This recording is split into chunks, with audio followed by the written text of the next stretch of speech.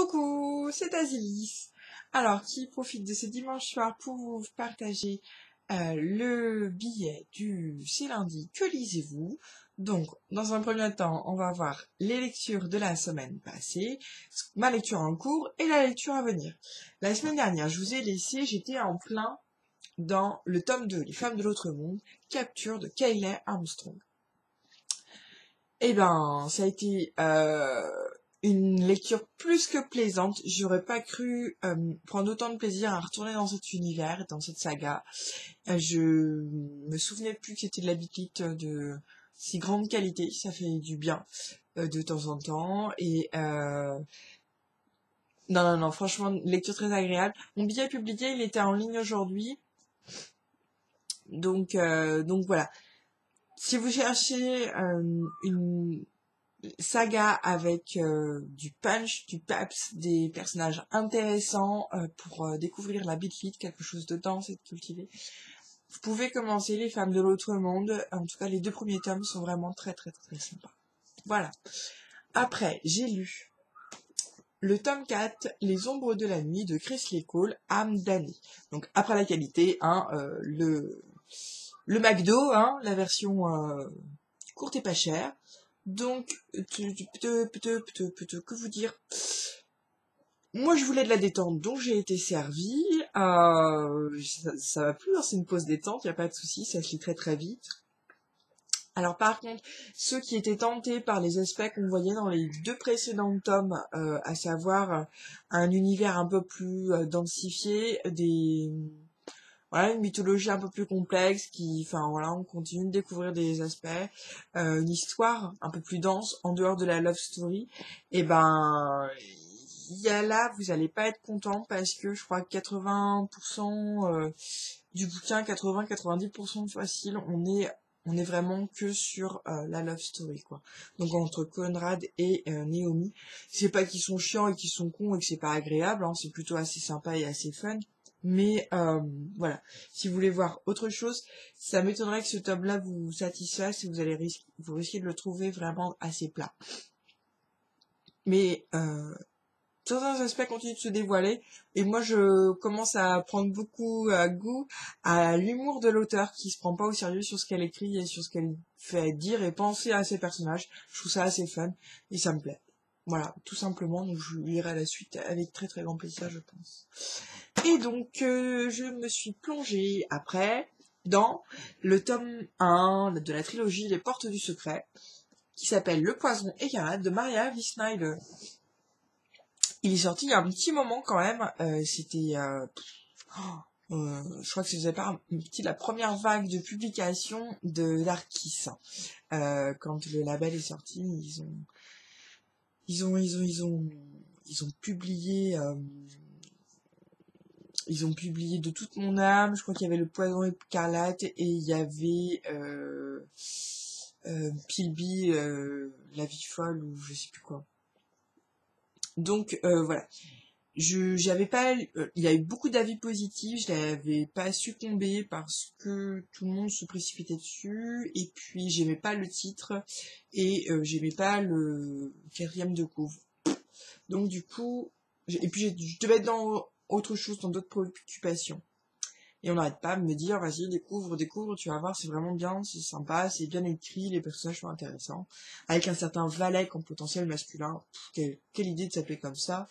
Et puis, je commence, là je suis vraiment dans les 70 premières pages. Tiens, c'est ton MP, c'est bizarre. Voilà.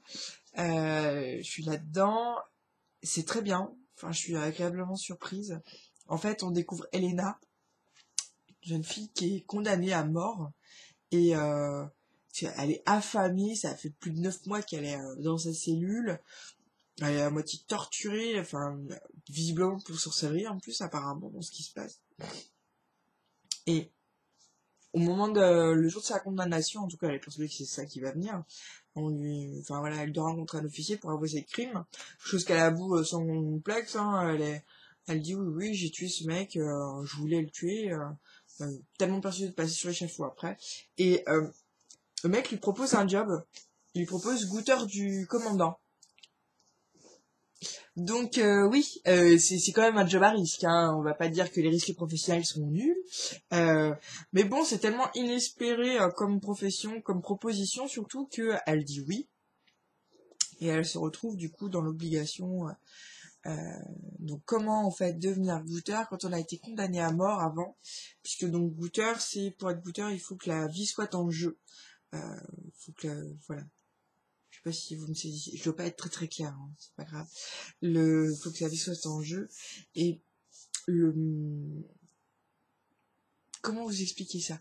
Alors en fait, pour être sûr que celui qui accepte cette proposition, il y a une espèce de truc hyper malsain, je trouve, qui a été mis au point. C'est-à-dire que l'officier qui lui a proposé le job lui donne sa première leçon de poison, entre guillemets. Il lui en fait en ingérer un. Et si un seul jour, elle ne prend pas l'antidote, elle meurt. Ou en tout cas, elle se dirige vers une mort certaine.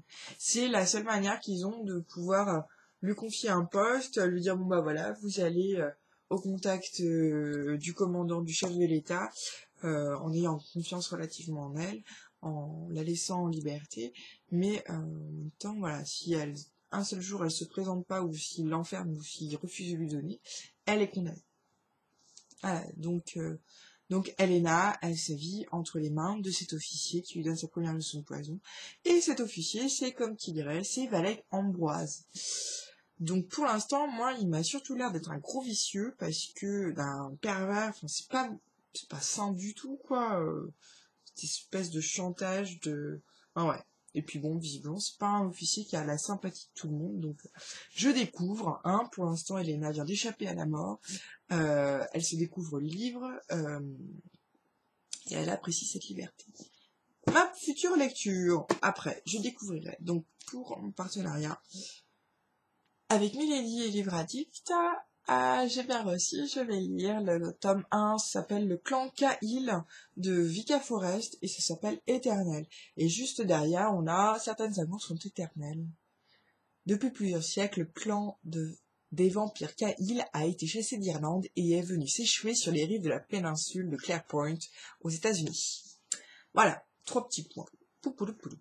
Et donc voilà, je ne l'ai pas lu les autres avis qui commencent à sortir. J'ai fait l'impasse. Je vais découvrir tout ça. Clairement, je vous cache pas que ce torse nu, cette main blanche, me donne des envies lubriques et que j'ai très envie que ce soit assez sensuel. J'ai envie de trouver une série potentiellement qui remplace la confrérie de la Dague Noire et donc à voir. Et puis si j'ai du temps, après je commencerai Humaine. Voilà, de Rebecca Metzel. Splendide cover, même si j'aime pas les gros plans visage. C'est pas humain. Et donc, du coup, voilà. Intéressant, il s'agit d'une vampire assez âgée qui redevient humaine. Voilà. Un petit mot sur ma santé mentale du fait de mon abstinence d'achat. Ça va bien. Cette semaine, je suis très contente de moi. Je suis rentrée dans ma librairie, chose que je faisais à peu près 3 fois par semaine auparavant, mais cette fois-ci, je n'ai acheté rien. Non pas que j'achetais à chaque fois avant, mais que là, j'ai rien acheté. J'ai juste regardé les beaux étalages qu'ils avaient fait pour l'été et tout ça, les petits livres avec les petits coups de cœur du libraire. Donc ça me rassure, hein, dans les lectures qu'ils conseillent pour l'été, j'en ai pas mal dans ma palle, donc voilà. Ah oui, ma palle, elle est là. Je vous la montre. Hop. Voilà, il s'agit de ma table de nuit. Donc oui, il y a des mouchoirs, il y a à boire et à manger, et puis voilà, je pourrais tenir un siège au pied de mon lit avec mes livres, entre boissons et grignotage. Je suis à l'abri de tout. Et donc juste derrière moi, c'est un bout de ma bibliothèque. Donc voilà. J'espère que je vous ai pas trop filé le mal de mer à balader comme ça la cam. Voilà. Donc ça va, je me porte bien, j'ai réussi à la tentation, J'ai même découvert un petit livret, le livre de poche spécialement sorti fantasy, fantastique, terreur et science-fiction. Donc de quoi se faire une collection et augmenter sa wish de manière exponentielle. J'ai pris des petits signets pour faire des marque-pages, parce que je stoppe tous mes marque-pages en voilà, en librairie. Donc voilà, c'était moi. À très bientôt!